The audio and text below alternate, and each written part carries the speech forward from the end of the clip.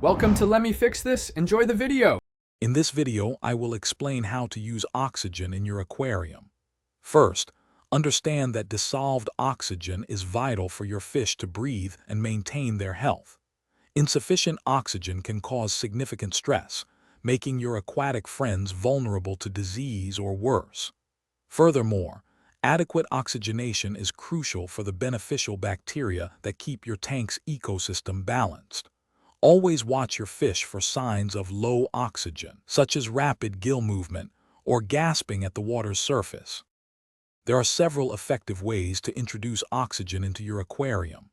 Air pumps, paired with air stones, release fine bubbles that agitate the water surface, facilitating gas exchange.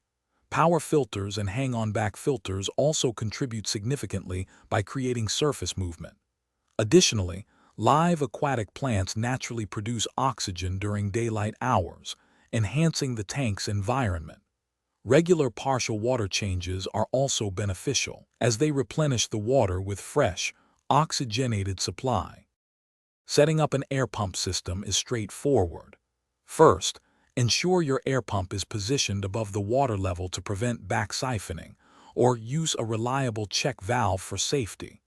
Connect one end of the air line tubing to the pump and the other to an air stone, which you'll place inside the aquarium. Position the air stone where it can create good water circulation and bubble distribution.